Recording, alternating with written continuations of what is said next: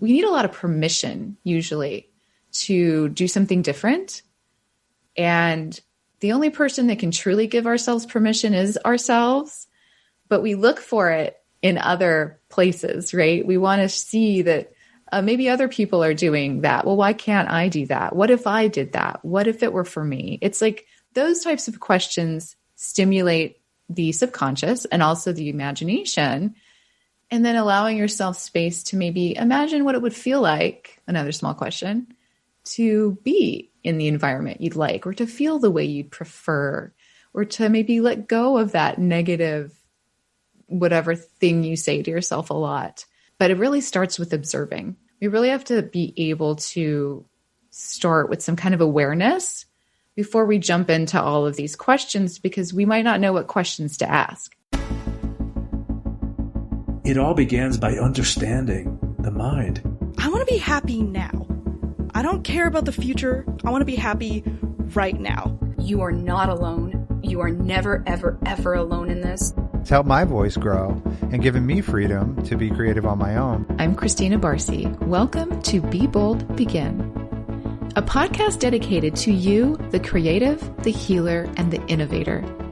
The topics and conversations we have here are designed to help you discover what might be getting in your way and offer you tools, techniques, and guidance to move through them. I live in the imposter's body more than I live in my own body. I don't have to feel like I don't deserve this. This is where creativity and healing intersect. If you decide to be bold and begin, you have the opportunity to feel humbled and empowered. I totally believe that.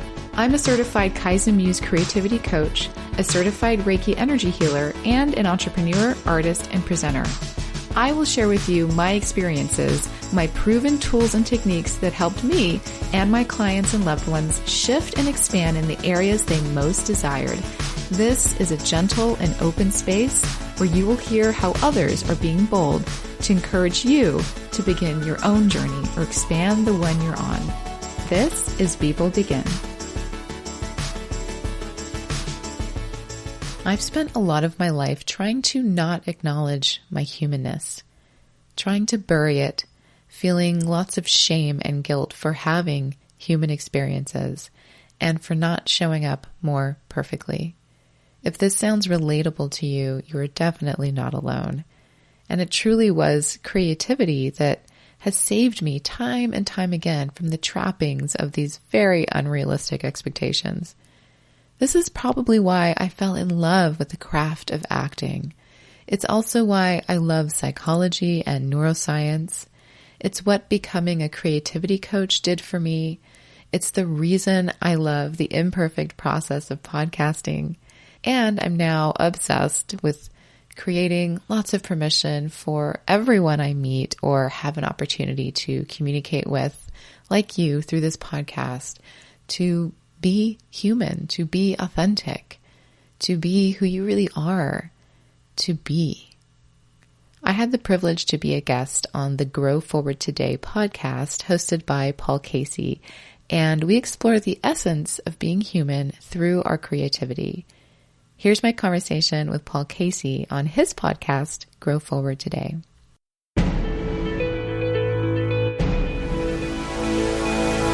Business leaders today need to go beyond meetings and management. There are action steps that nearly every leader needs to know to align with their core values and get the important priorities done. Welcome to the Grow Forward Today podcast with Paul D. Casey. Whether you're just starting out as a leader in your organization or have been a seasoned professional who wants to explore new ideas and practices, this will be an enlightening and highly applicable program. And now, your host, Paul Casey. Is creativity only reserved for those with an active right side of their brain? Nah, it's for everyone. You are a creative. Today on episode 17 of the Grow Forward Today podcast, you'll meet my guest, Christina Barcy, who really wants to be called Barcy, who runs a media company, has a podcast, and wants to stoke the creative passions of anyone who follows her. Let's learn more about her tips on lighting up your creativity and how that relates to your personal leadership development. Ready to grow forward? Welcome, friends. Creativity is such a fun topic. I've stuffed a file folder full of ways to nurture your creativity. from positive self-talk to visiting toy stores for ideas, from listening to podcasts like The Accidental Creative, to heeding the quote by Twyla Tharp, who said, "In order to be creative, you have to know how to prepare to be creative." Unfortunately, many people are more like Eeyore on Winnie the Pooh, and they're wet blankets who, with their criticism, can put out the creative fire in people who are full of ideas and dreams. Ideas are fragile, and I'd recommend finding a community of people who give your ideas space to fly without judgment, keeping them away from the Eeyores who may be threatened by them. Find the right sandbox to play in. My guest today is Christina Barcy. Here's a little bit about Barcy. She began podcasting and producing in 2013, is the host of the podcast Be Bold Begin, and the founder of podcast production and development company Avant House Media, which believes in empowering creators and providing an easy and accessible path for their success. Barcy is also Chief Creative Officer of a business media startup called Small Business Front and is launching Unleash by Barcy, a space dedicated to creating programs, courses, products, and community to help you connect with your most aligned and authentic self. And I had a blast while appearing on her Be Bold Begin podcast recently and said, "Hey, would you be on mine?" And she graciously agreed. Welcome, Barcy. Thank you so much for having me on your show as well. When you said, "Let's grow forward, are you ready to grow forward?" I wanted to go, yeah. I'm hoping all the listeners do that. Like, let's not interrupt his lovely intro. That's awesome. Well, you are a podcast producer. Tell us more about how you got into that business and what value you give your clients. Sure. So I'll try to tell you the most abridged version because it's somewhat of a long life story and how I ended up here. But really what happened was it was a very creative discovery path for me to land in where I sit today. And what happened was I was an actor. I live in Los Angeles still. And as an actress in my 20s, a while ago now, I was not super enjoying the industry and the business and the things that were available to me regarding roles, et cetera. And I was finding myself kind of dimmed by that. And I started to get creatively blocked, actually, to the point where I had to kind of stop and reevaluate what I really wanted my creative life to look like and whether pursuing the traditional, going out for auditions in Los Angeles track was really for me and whether that was going to make me happy because I was finding myself very unhappy in that process. So through that, I started writing and I was like, well, what if I just give myself permission to write roles that I would like to play? Who are those people and what would that be? And so I started to do that and I wrote 3 characters. And I also gave myself space to study something else that was just interesting to me, which happened to be like time theory and physics. That was just fascinating at the time. So I got really into that unexpectedly while I was writing this story.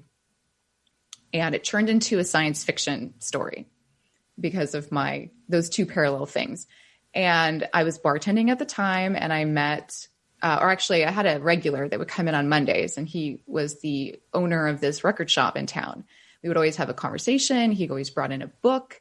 We would have this sort of like intellectual moment together. And then from there, he was like, we're doing this thing called podcasting at the shop after hours.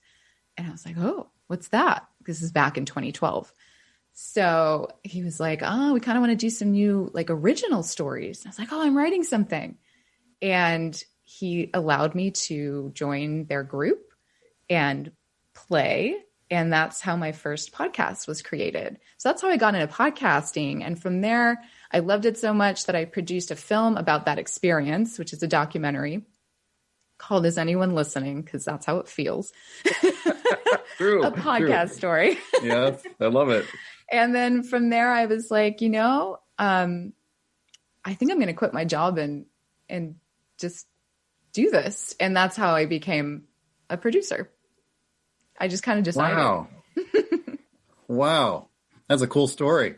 And you wouldn't have predicted that, 5 years, 10 years before that. I mean, it's just amazing how we end up where we are.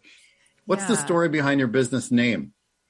The story behind the business name is that because I felt like such an outlier, someone that was kind of just finding my way and needing avenues that felt open for my creativity, I was thinking avant-garde, right? I always felt kind of avant-garde in my approach to even the choices I'd make on stage or the plays I prefer to play in, like Beckett, for example, things like that.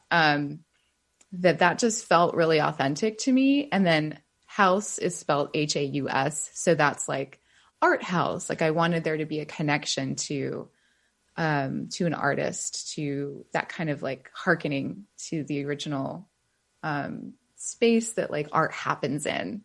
So Avant House Media I chose because I wanted room to expand past podcasts if we ever do that. Sure. Yeah, which we probably will at some point, but that's where the name came from. And I don't think I answered the value question, so I'll do that quickly. The value we give our clients is really this foundational core process that we start at in order to build a successful pathway. So there aren't like broken threads along your process. You can stay in the game.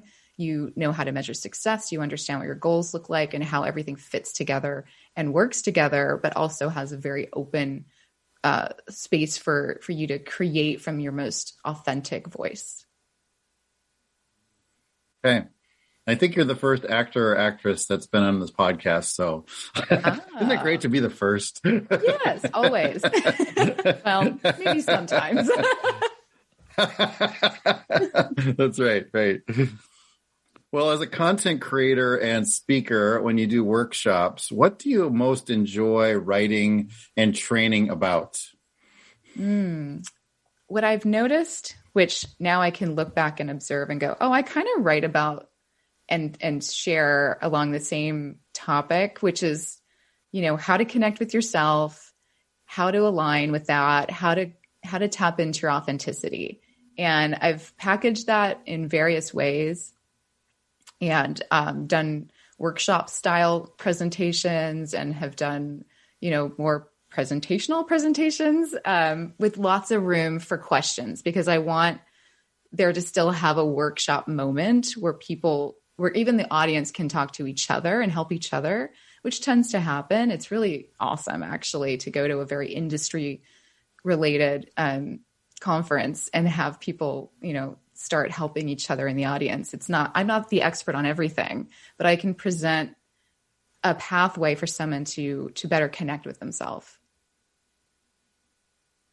Yeah, I love the authenticity. I feel like that has been a theme in many, many different podcasts I listen to, in my friendships, extended contacts and networking.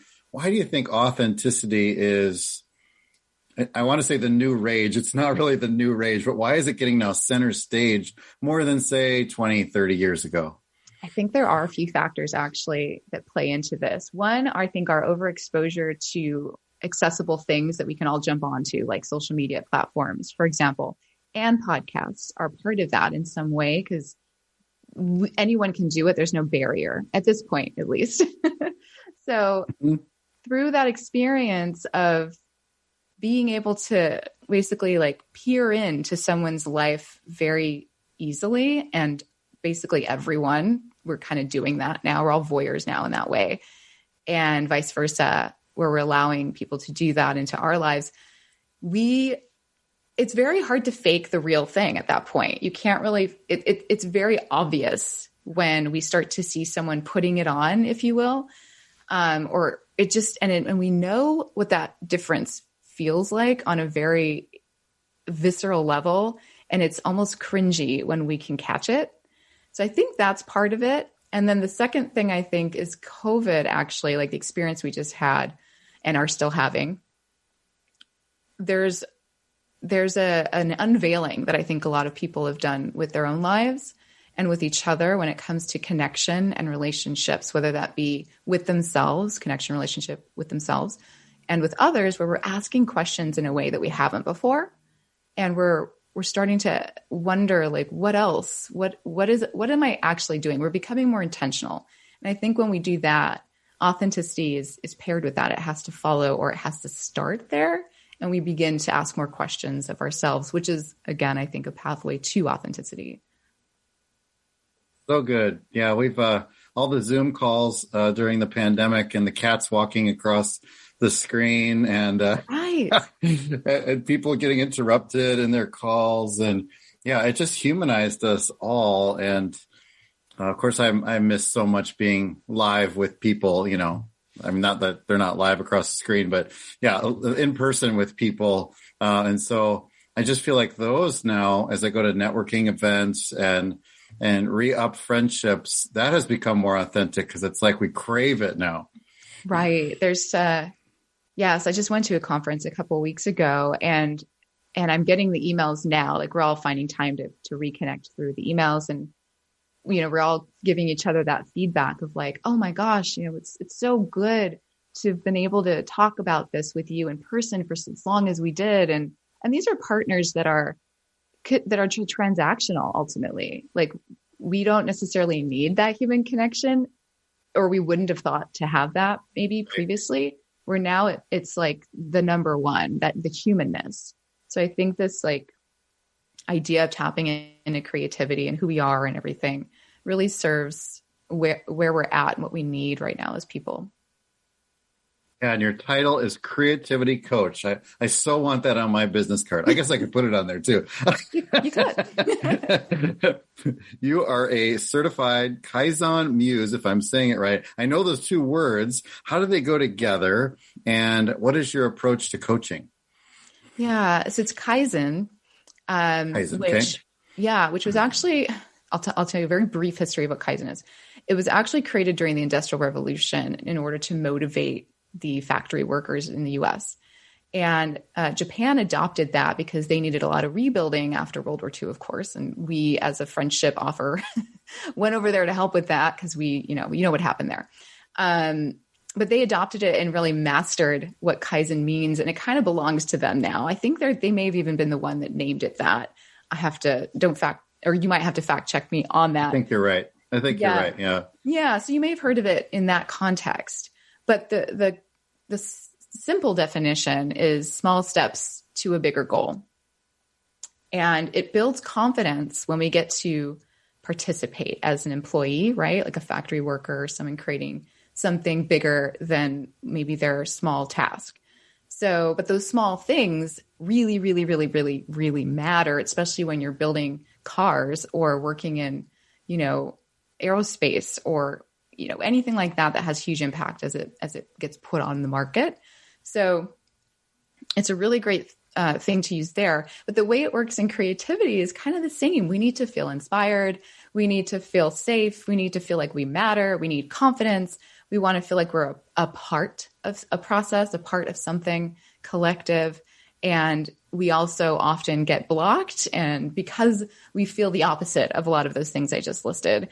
So making things easier, ultimately, like my favorite question, small question, we can get into that in a moment if you'd like, but my favorite is, what if it were easy? Because I used to say to myself a lot, this is so hard. This is so hard. But I'm teaching my brain that what's in front of me is hard. But what if I thought it wasn't? What if I thought it were easy? And suddenly it starts to feel easier. So that's making it my step towards X smaller. And if we're still finding resistance in doing something and putting something to action, then we just make the step even smaller. So that's how the Kaizen part, that's how that approach works really well for creatives, but also for anyone who's trying to do something, right? The Muses is more specific to the creative process, where there is an actual cycle, a creative cycle that we go through, just whether we're creating or not, ultimately. And there's little muses that kind of identify how to help us through those moments. I have the book here that lists a few of them to give you an idea. Like, one is called Be Silly. which is a muse of play, laughter, and dance. So when we're getting too stuck in our heads or being really stern with ourselves, maybe we need to add a little play. Maybe we need to just do something silly, even if it's for 2 seconds, or smile. I remind myself to smile when I'm feeling like, ugh. and it shifts our experience in the moment pretty quickly with these tiny little small steps. Oh, that is so good. I want to ride the creative cycle. Is it 2 wheels or 4 wheels? There are 10. It's like a semi truck of creativity. Oh my God. Yeah. There's a lot of muses. No, and the small goal thing, and I teach on goal setting as well. And you articulated it way better than I did. When I have my clients make up a storyboard, as an actor, you probably are used to storyboards, what happens in each scene, right? And so as you make your goals and move along, as you write those, it has to be a small enough step to get to the next one. If you find yourself stuck, the goal was too big and you got intimidated and you just went, oh, I can't do that. So we've got to run our goals through the chipper is what I like to say, like that that lawn care or that tree care where you take a branch and you go, and it goes into sawdust. We got to do that with our goals or else we get stuck, right? Yeah. And one of the things I package my alignment authenticity talks in is through understanding how to be successful. And that's kind of what you're describing too, is if we're creating unrealistic goals, right? Then those are goals that are too big. Those are goals that are maybe misplaced. They might belong somewhere later down the path. They may be goals that you think are small, but they're actually bigger umbrella goals that are part of the whole process, right? They're going to be there all the time. So it's like really understanding how we can make space for success, because success is a feeling. It's not something you then achieve and then you're like, I'm done. I did it. I'm successful now. I'm on the top of the mountain looking around. What's next?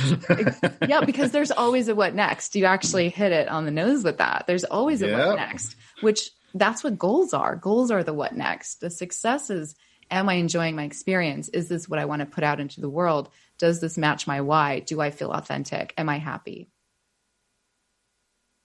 And you mentioned being part of a collective, and I sort of said in my introduction a little bit that there are a lot of dream killers, or people that step on people's ideas or dreams. And then there are people that help you fly your ideas. I would assume you're a big proponent of that as well. Of helping people fly? Like getting people together who are like, help me fly my thoughts here, right? Yeah. I mean, I love connection and I love community that helps build each other up, of course. I think that's what podcasting really is doing that for as many people as possible at once through a message, through a conversation, and then connecting in person with people like you. So it's so important too. It's important for us to see ourselves in others. It's important for us to normalize what we're experiencing. It's important for us to relate. All of those things helps us feel like we're okay, like we're not spinning out and having thoughts that no one else has and feeling alone. Like, good. What if this was easy question that we could ask ourselves? Because I tend to make things more complex. I don't know, maybe everybody does, but I was talking to a client right before this call today, and she's like, I'm just going for it at work. I'm just saying, if this is hard, I'm just like, why are we doing this? Why is this so complex? And she just keeps throwing that in front of her team now whenever they hit hurdles that seem too complex. So it's a great question. Wow, that's a good one. I like how she's putting that into play. Yeah. Well, let's talk creativity. We're already going there. So I assume you believe that we all have it in us. We've got creative juices inside of us. Why is it so important to unleash our inner creative? Well, firstly, it is a human quality, just like thought, just like consciousness. It's part of what makes humans. I think animals are creative too. I watch my cat be creative all the time. Comes up with games for himself. Like, he's innovative. But we have that too. It's just part of being in existence, right? It's how we build things around us. It's how we build every moment of our life, honestly. So that's really why it's important. It's because your imagination is the key to creating an experience that you want to have in any category, whether that be, to live in abundance, right? Like wanting to bring in a certain price point into your life so you can create maybe a living experience you want to have, or provide for a family, or just live in a bracket you prefer or would like, right? Or do things you want to feel free, whatever those are. It's how we create the feelings we want to have, like the experience with relationships, and all of that is in our control. And creativity is helping us kind of find pathways and tools to do those big things. And then on a smaller level, there's so many, what the person who created my program, Jill Badonsky, says there's a lot of fringe benefits. You learn how to solve problems. You learn how to ask questions. She said recently in an episode I had her on with me that creativity is a question. When you engage in the process, you're constantly having to ask questions like, what do I want to create? What does this want to be? What do I want next? What's my next step? How do I get to my next step? And when we do that, first of all, the brain science of that is our brain loves questions. When we ask better questions, our subconscious will continue to try to bring those into reality. So it truly does kind of work together. When we ask negative questions, your brain will also work on those and try to bring those into reality as well. So it's really important how we talk to ourselves. And creativity can kind of help you shift that, because we can bring in things like play and bring in things like fun and speak to ourselves in a way that, as kids, we knew what we liked. We were very clear on what we did and didn't want to do, because one thing made us feel great and the other thing felt like friction or hard, or, it was very easy for us to tap into that because it's so natural. But we kind of we start to believe that the hard stuff is okay, and we make excuses for it, and we let it kind of rise up and be the thing that we operate from. But in reality, we want to operate from a place that feels good. And creativity can kind of help you with that. If you, like we did as kids, play with our imagination and do little things that just make us feel good. Oh, so much to unpack there.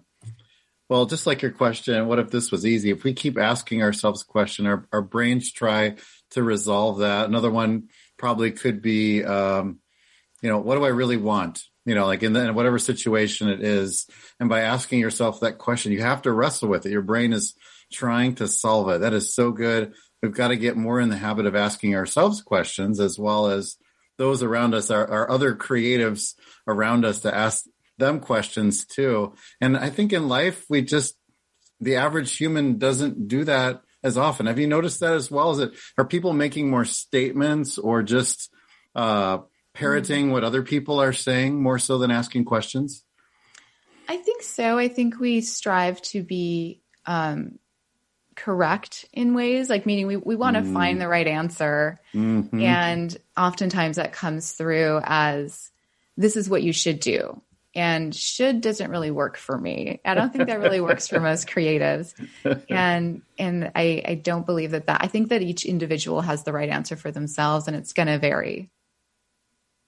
Yeah, I like to say, don't should all over me, right? Exactly. Should is just it's a guilt word, right? Isn't it? It's just like, I should be losing weight. I should be making something new today. I should not have a bad mental health day, right? All that is just guilt stuff. Yeah. Instead, it's what if I took one step towards a better diet today? Or how would I feel if I changed this part of my habit? Or, it's like, what would that feel like? And then throwing it away, letting it go. You don't actually have to do anything when you first ask the question. You just pose the question.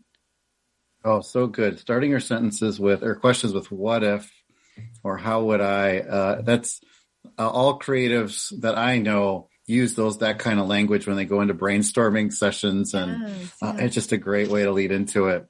So let's talk habits, Barcy. And I think you call them small shifts when I was looking at your social media. What habits or small shifts help us foster our creativity?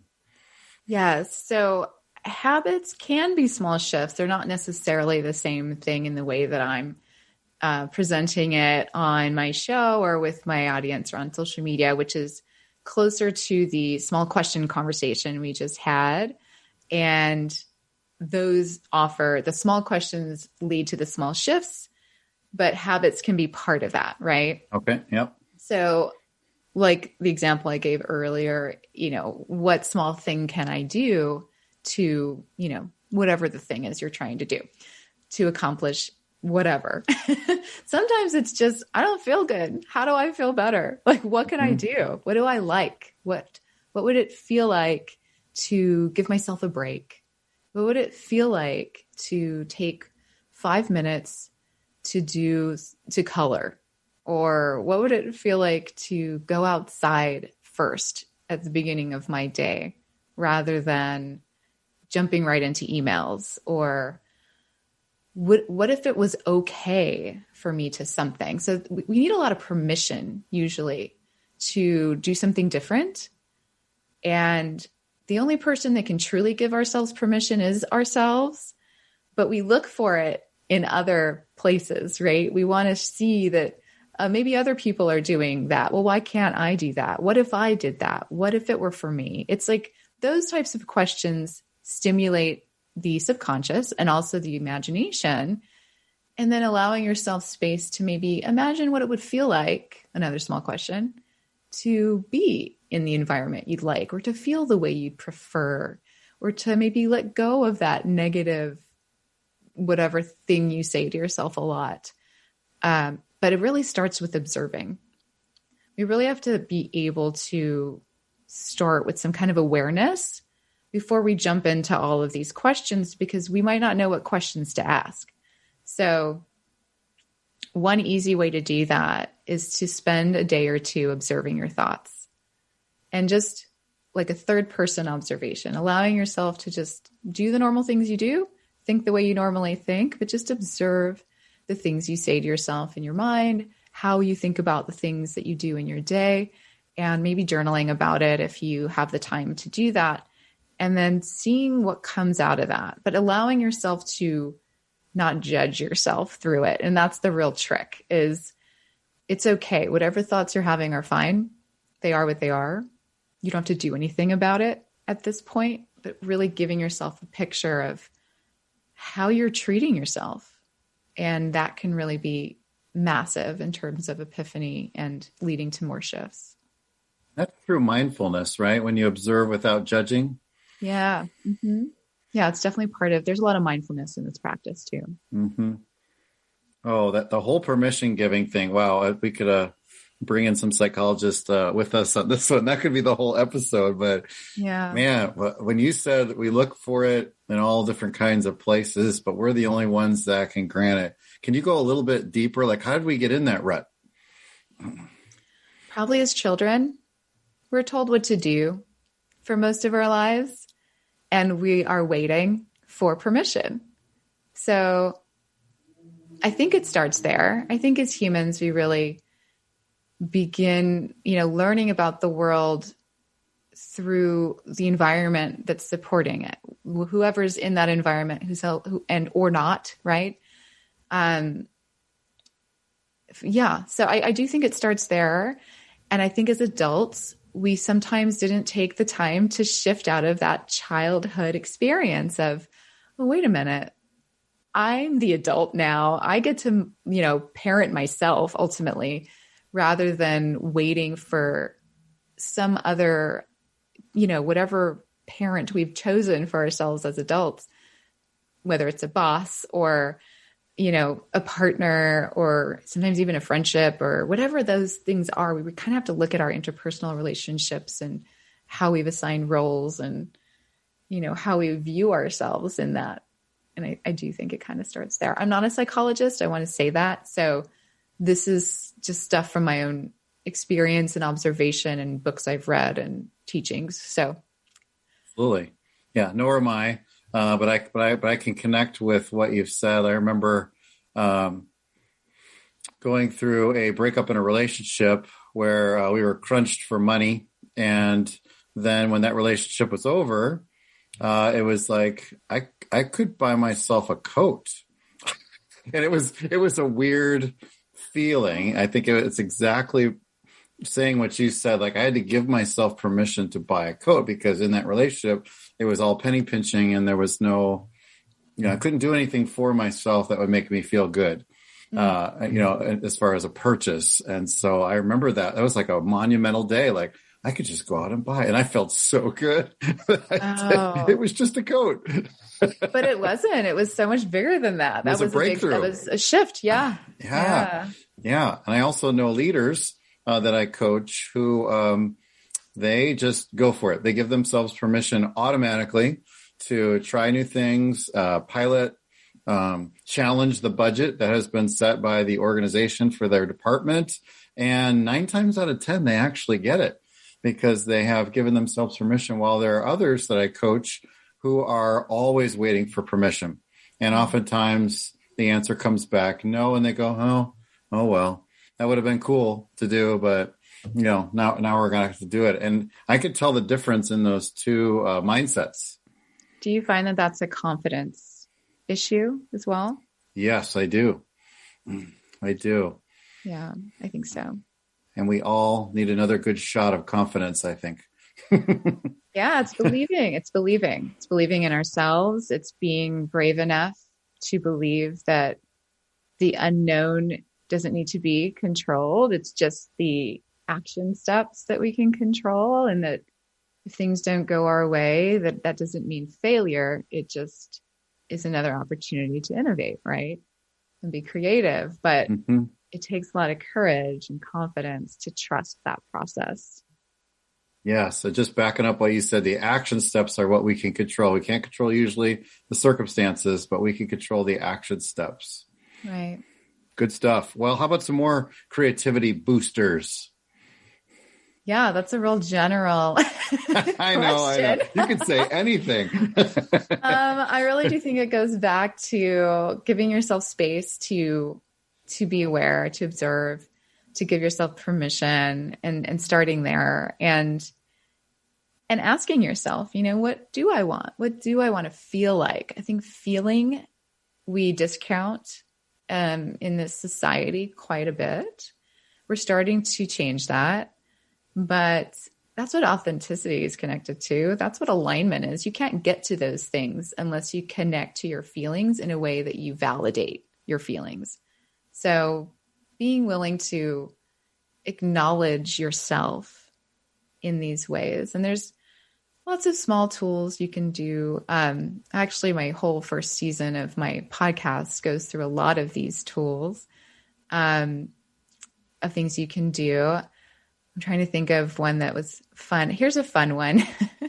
So let's say you want to up-level your life, right? Like, I want to make more money and I want to be the boss, right? This is just whatever that means to you.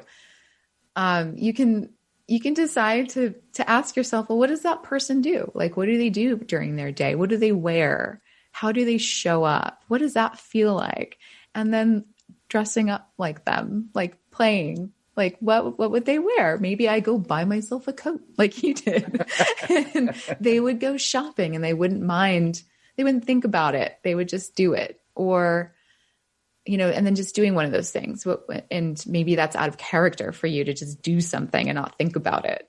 And then take inventory. What did that feel like? Was that fun? Was that scary? Sometimes it brings up lots of fears that we have to then kind of soothe and acknowledge. But it's good to exercise sides of ourselves that feel out of character, but we know that we want to get there. So playing around like you did as a kid, that's how we figured out what we were going to be as adults. That's how we figured out who we were. And we're still doing that as adults. But your child self was pretty intuitive. So tapping into that fun, intuitive side is going to guide you pretty solidly. It's not really going to mislead you if you can connect to that intuition.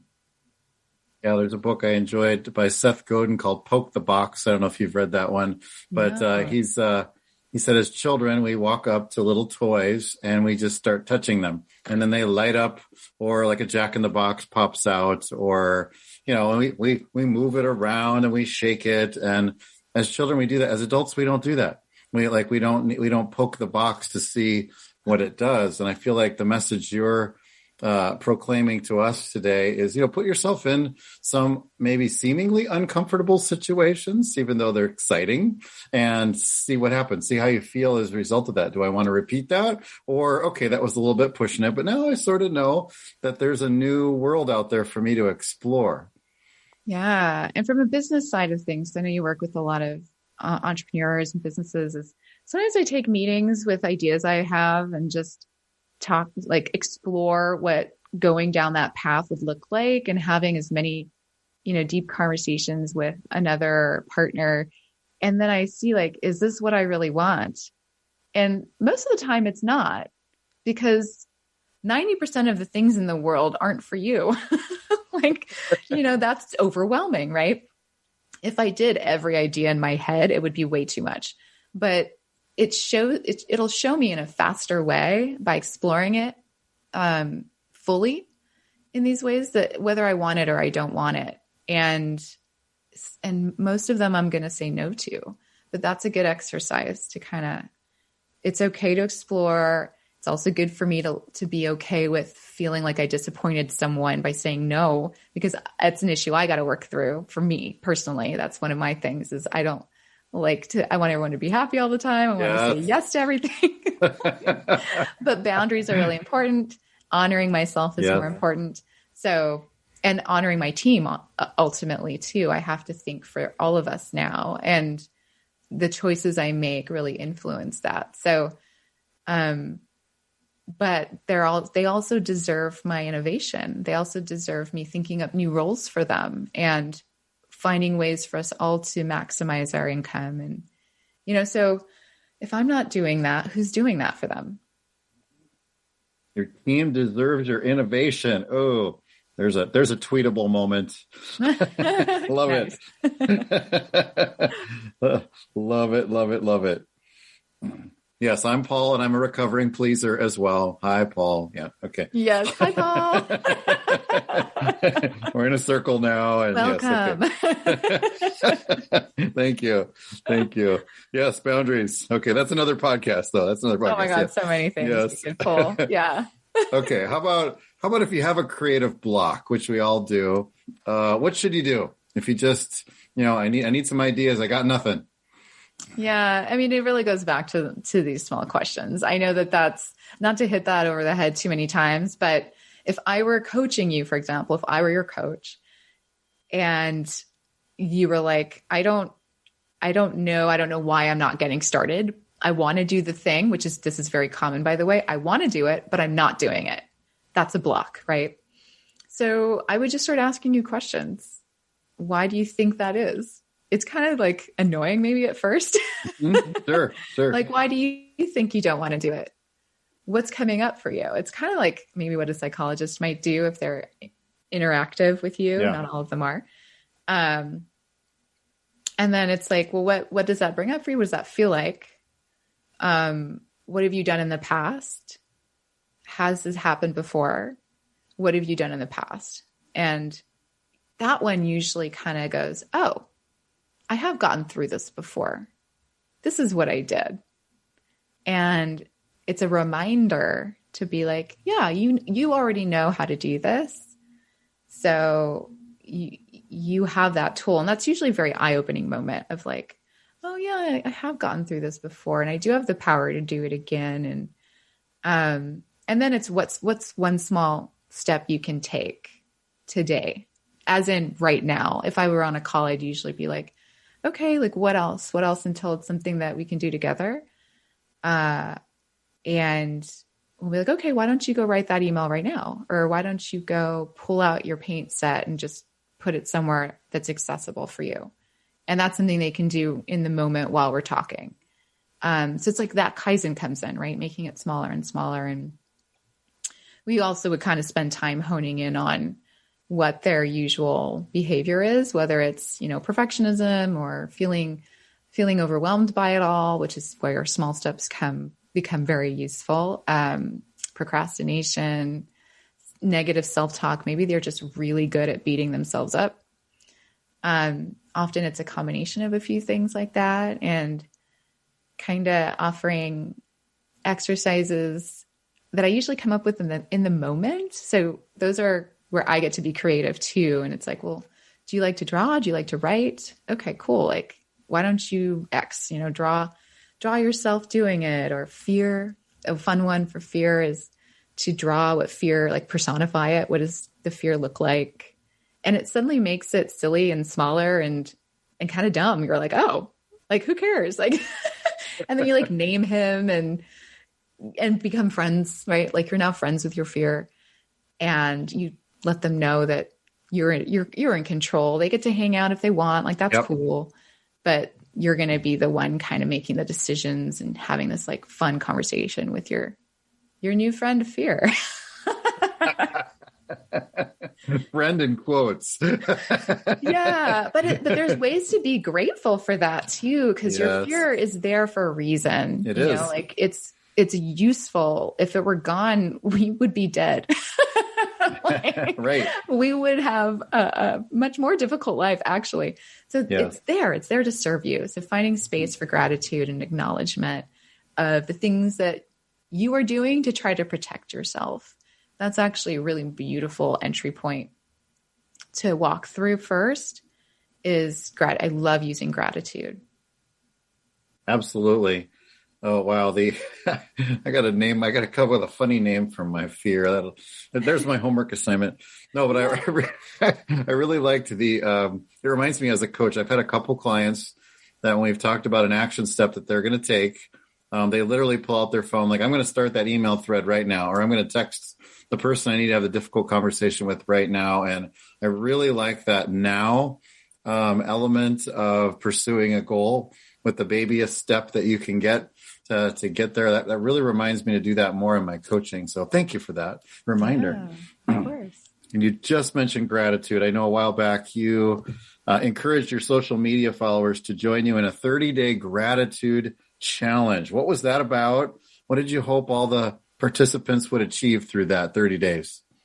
Yeah, I used to is not the right word. I occasionally do a gratitude workshop or program or something right around like the November time.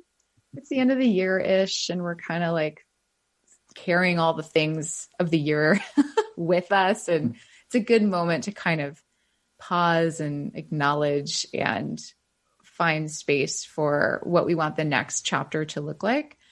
And things kind of slow down around that time. They get busy and then they slow down around that time. So what I'm hoping people show up for is this opportunity to be still with themselves, to honor what they've done, what they've created, who they are, and what they've built. That's the gratitude, right?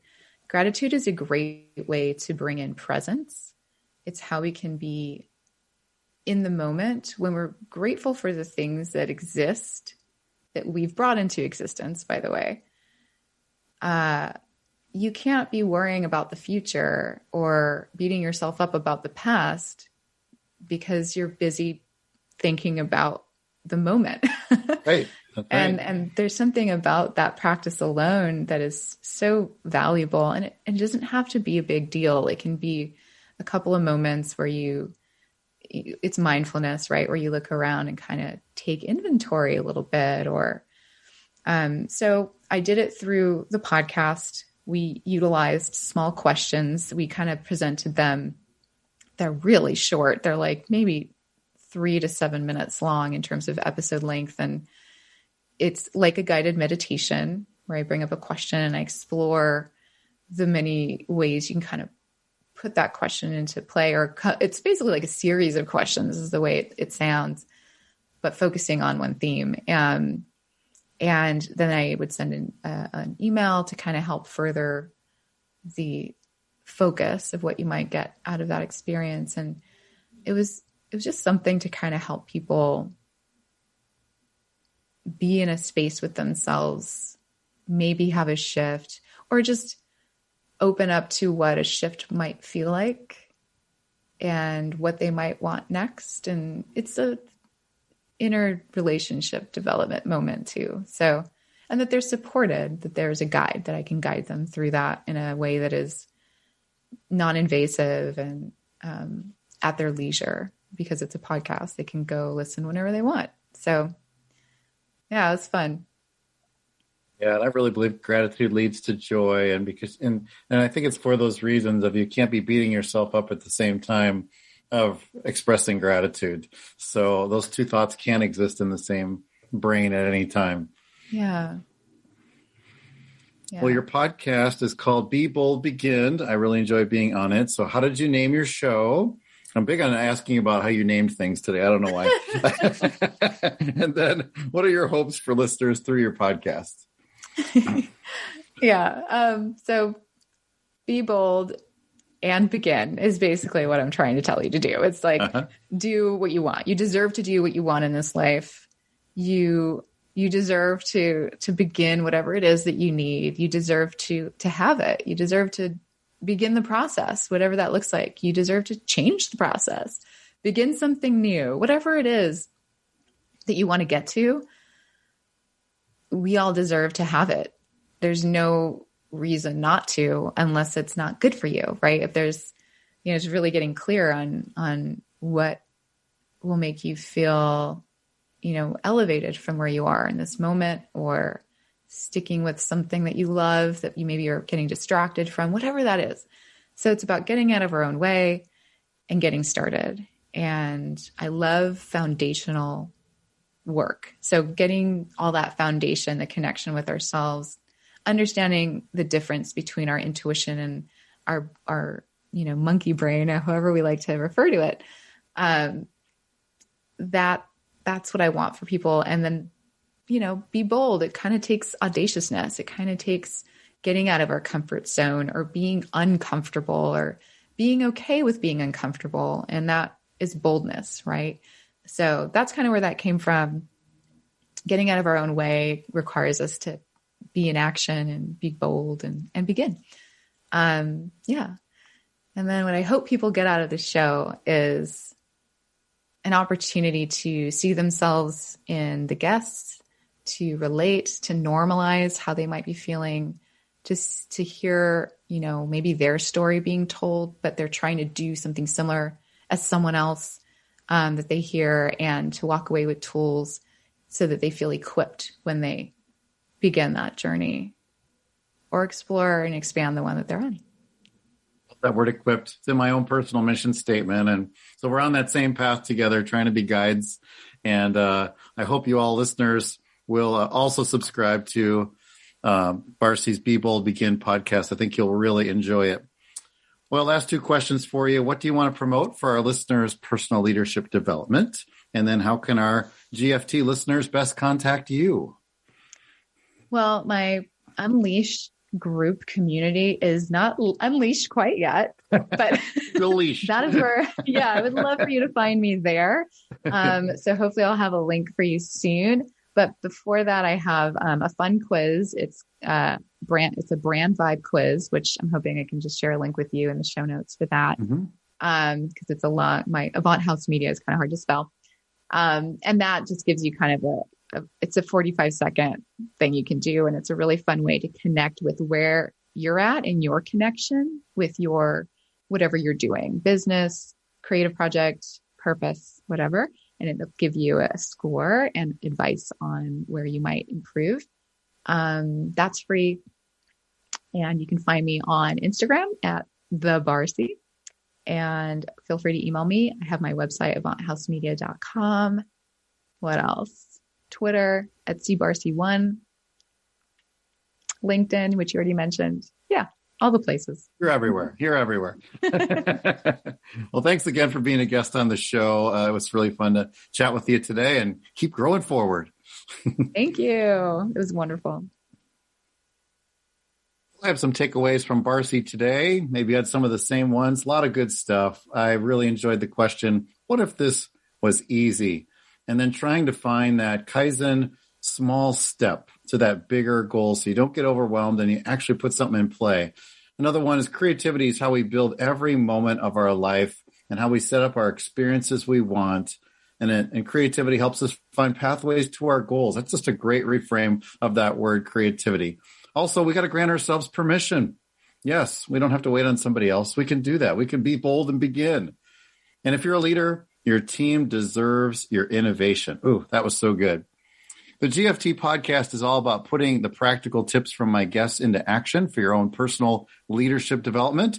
Remember, if you learn something and don't put it into action within 72 hours, those valuable gems start to slip out of your brain gradually until they lose their value to your life.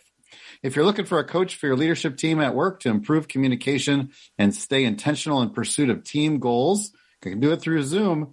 Virtual team coaching might be the breakthrough you need this year. I'm at growingforward@paulcasey.org if you want to chat about it. Thank you for listening to episode 17. Please spread the word about this podcast to the other achiever friends in your life who are hungry to grow forward in their lives. Remember, you must lead yourself well before you can lead your team well. Until next week, keep growing forward.